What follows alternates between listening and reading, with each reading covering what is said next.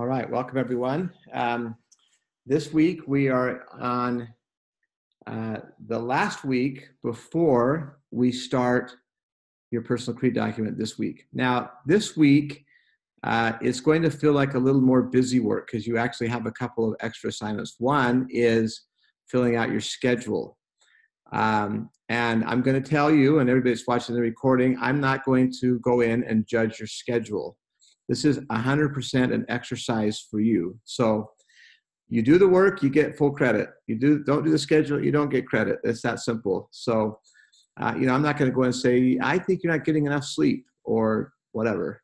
So just fill out your schedule. It's an exercise to help you evaluate how and when you're spending your time. And the format, the document they give you, it's in 15-minute increments. You don't have to do every 15 minutes if you don't. Some of you have already done it. So, but this week we're doing 2 laws. It's the only chapter that has 2 laws and 1 art. The law of the clock basically says you can't speed up time, you can't slow it down. You have 24 hours in a day, you have 365 days a year, 60 seconds in a minute, all of that. You maybe can, absolutely you can manage time well, but you can't save it, you can't speed it up, you can't slow it down. Sometimes the clock goes really fast if you're in an enjoyable activity, sometimes it's going to be painfully slow. The law of opportunity is there's going to be more things to do in a day than you have time to do it. And that's where the art of discretion comes in. The art of discretion is being able to understand the difference between things that are vital and things that are urgent, and making choices. And sometimes the choices is to say no to things. So what I want you guys to do in the chat box, or you can do it on the microphone if you want, on your microphone. I want you guys to just list, and I've got my chat box open so you'll see these fly in. What are your biggest distractions? What distracts you from your time, your focus, your energy? Go ahead and start chatting. I'm not seeing any, so I'm hoping. There we go. Sports, social media. Thank you. Keep them coming. I want to see a whole bunch. Social media. Yeah, go ahead. One big one for me is just games. I spend a little too much time on video games. Yeah, and I'm not a video gamer, but this is. I'm going to ignore that call. Anyway, video games. So just listen to the ringer for a minute. It'll go away. That's my home line. Okay, music, phones, homework, naps. Okay. Wanting to lay around. Excellent. Well, keep those coming, but what I want to share with you is notifications. Adam gets me all the time. I'm trying to buy a dryer on Facebook Marketplace, and I've had 15 responses, and it's just how it is. So, but what I want to tell you, I'm going to tell you my story about my college experience here in a minute. But my time in college 30 years ago was different than you guys. I'm before email, I'm before internet, I'm before cell phones, I'm before television that has a bazillion channels and ways to watch television all over the place. I mean, if you get into a Netflix show and they cook you, I'm sure none of you guys have done this, right? But I'll watch it on my computer, and then I won't get all the way through it. My kids are on my television, so I'll go into my bedroom and sit in the corner and watch it on my phone. And it just takes time. It takes up our time. I've got a couple of games on my computer, on my phone, that have just kind of got me hooked. In fact, I'm going to do a this is I won't even tell you the name of the game because I don't want you to get addicted to it. But it's a golf game, right? If you guys, I'll tell you, it's Golf Clash. If you guys join Golf Clash, join the BYU Idaho group. I'm the chairman of it. I don't play it a ton. I've kind of held back. But in the year and a half I've had this game, I have played it 3,134 times. So figure that out. I haven't read my scriptures that many times. So the challenge is, what do we do with our time? Well, when I was a student at Ricks College before BYU Idaho, I came one semester before my mission. And it was lucky that Ricks College back in the day, similar to how it is now, was completely open admissions, but it was even more open. I didn't even have to have an ACT test. I just had to have graduated from high school and have an endorsement from my bishop. My high school GPA was a 2.2, right? My ACT, which I took on the first day of class at Ricks College, was a 17. My first semester before my mission, I got about like I did in high school, a bunch of C's, and I think I got an A in PE. I went on my mission, and my mission president said to me as I was getting ready to come home, he said, Elder Davis, what are you going to do now that you're done with your mission? I said, I'm going to go back to college. He said, would you like to get straight A's? And I said, I would love to get straight A's. He said, all right, this is the plan. If you do this, you will get straight A's. And this is what he told me to do, this slide. And I call this the lesson from 8 to 5. He said, what I want you to do is I want you to start your day at 8, but I want you to quit at 5. But I want you to make sure that you're busy in school between 8 and 5. And he said, I suggest that you take your classes in the morning and you do your homework in the afternoon. He says, if you do this, you'll never cram for a test, you'll never have a late night paper writing session, and you'll get straight A's. So what does that sound like? If you were to look at that, what does that, someone talk to me, what does that sound like? Or it looks kind of like a job. Sounds like a job, right? A typical job anyway. So I came home, I did that. I started at 8, I quit at 5. I studied really hard. I took Biology 101, and I was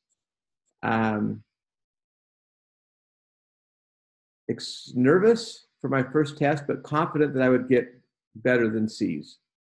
I took the test at the testing center, not that much different than it is today. I got a computer printout.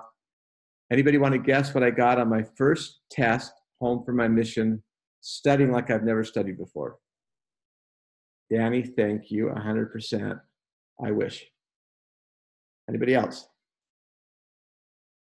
Okay, I got a 69%, which is a D plus, very close to 1. 70 was close. But here's the good news. I went to school the next day, and the teacher put up the highest score on the test, and it was a 69. So because he graded on the curve, I got an A. So tell me, I want you guys to talk to me about this. How does this work? How does this not work? Some of you might be 100% online students.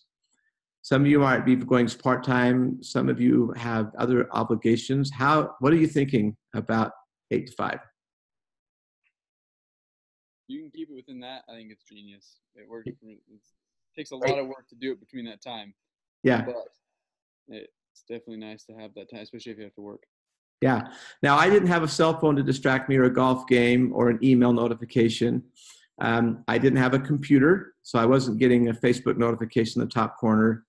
So any other thoughts? I feel like that's the ideal way to have your schoolwork to be done, but it's not a way that everybody can have it. Yeah. Personally, I work full time, Yeah. and I'm not allowed to do homework at work. So. Okay. So you're not allowed to do homework at work? No, I'm a little frustrated about that because I get all my work done. But yeah. Yeah. No, so you're bored, and you're sitting there saying, please. Yeah. I have like a kind of like a flexible job, and I find that like since it goes to different schedules, I'm not able to like, I want to like study at this time all time, and then like it just varies, and it's at very inconvenient times when I work. Yeah. As much as I would love to. The work schedule might be varied. Elijah says that this is what he does, but at the end of the day, he's super tired. Well, let me tell you, I learned that I'm not really good. I might have a little ADHD. I'm not really good at 4-hour study blocks. And so I still was committed to starting at 8 and ending at 5. But I decided I'm going to break it up. So I'd have class, homework, class, homework, class. I'd break it up. I'm good for about 50-minute stretches tops. Then I'd take a break. The other thing that eventually happened with me is later in my schooling, I had to work, right? And, you know, I got a job on campus in the reading lab as a tutor. And that was good because it was on campus, it was easy, but it took out about 3 hours a day. So I was still committed to doing this. And so I'd start at 7 and quit at 6, okay? But the principle is really simple. And I'll just acknowledge, here are the benefits. Here's why this works. And you guys will all have to kind of determine how it works with your schedule. But this is the point. A homework assignment, this is the law of discretion, very simply. A homework assignment that is due 3 weeks from now or at the end of the week is vital but not urgent.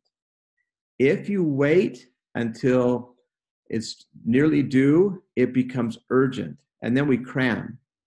It's also the principle of delaying gratification.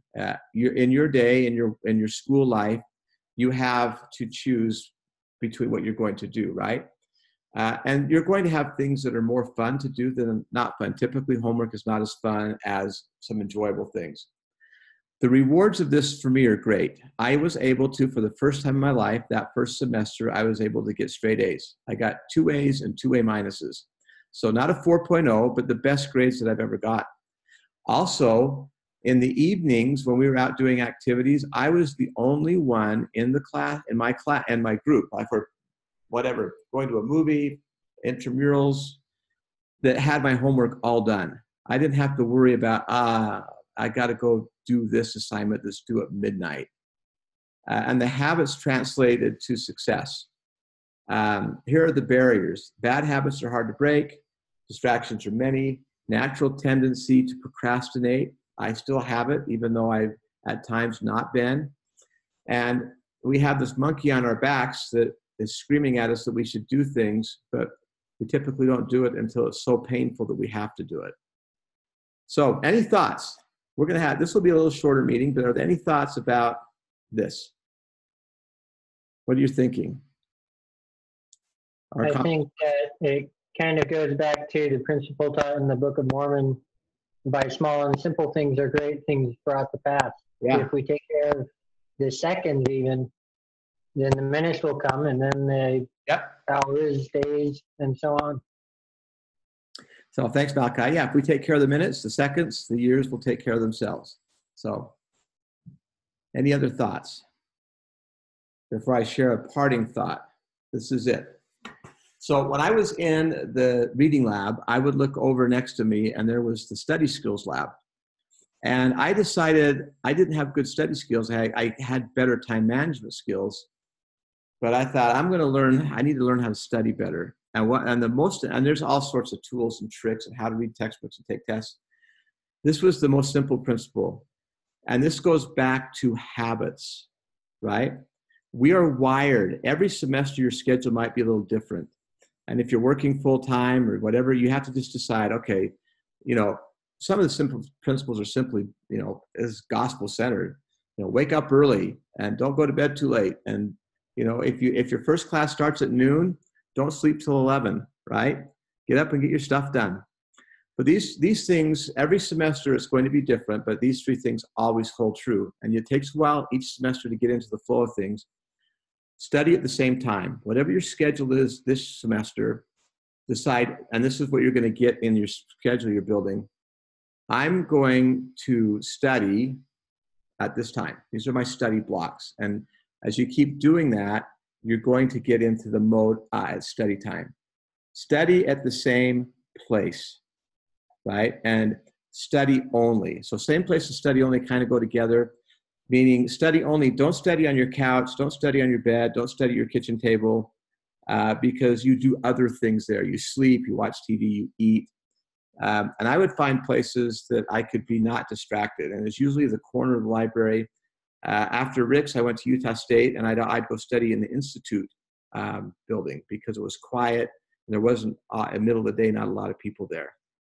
And so that's just a little word for thought. So, the one thing too on the 8 to 5 I didn't mention, and this is kind of the genius behind it. some days at 2 or 3 o'clock, I was done with the urgent thing or the vital things. I was done with everything that I could see that I really needed to do that day. If I had 2 hours extra, I wouldn't say I did this every time, but often I would look ahead and say, okay, what's the report that I could start working on now? It's not due for a while, but I can at least start working on it. All right, so let's talk about this week really quickly, and then I'll see if you have any questions. So this week, again, it's the last one that we don't have a personal creed document. At least we'll start that next week. This one, again, on the schedule that you're building, I'm not going to go in and judge your schedule. I'm just going to see that you've done it. It's your personal schedule. The discussion this week is about your schedule, the threaded discussion. So again, try to do your first post by today. It's Wednesday. Your last post by Friday. You'll have a class meeting report and a lesson evaluation. Oh, and we have our first case study this week. So remind me, is this a group discussion or a quiz? Your case study is a group, right? So let me talk to you really quickly about the group. The group is up to you. It can be one other person, right? It can be a roommate, a sibling, a parent, a spouse. And it says to spend like an hour doing it. Don't spend an hour doing it. So use your time. When you're done with it, you're done. If it takes you 20 minutes, great. 20 minutes is adequate. So ignore, I'm not even sure if in the syllabus and the class schedule it still says that, but don't sweat how long you take on it. Okay. Any last questions? We'll end, and I'll stay on for questions. But if not, so I have a question. So yeah, go ahead. Need to, the group, it doesn't need to be someone in this class. Doesn't have to be someone in this class. It can be anybody else, and Okay. and we consider a group 2 people. It can be more than 2, but most often when you do this assignment, it's one other person: roommate, friend, spouse, parent. Okay, and in this class, some people have kind of arranged to say, hey, I need someone for the group. Can you join me on a phone call? And you can both work together, but it doesn't have to be someone. Yeah, I think that would be okay. I mean, Yeah. to work with someone, I think to be more easier. The from this easiest class. person you can do it with. Yep. And sometimes they may not even be here. It might just be a phone call to someone and say, hey, I've got to go through these questions. Help me out. Okay, thank you. All right. Other questions? All right. We will end, and I'll stay on for questions, but I'll stop the recording, and we'll see you all next week. Thank you, guys.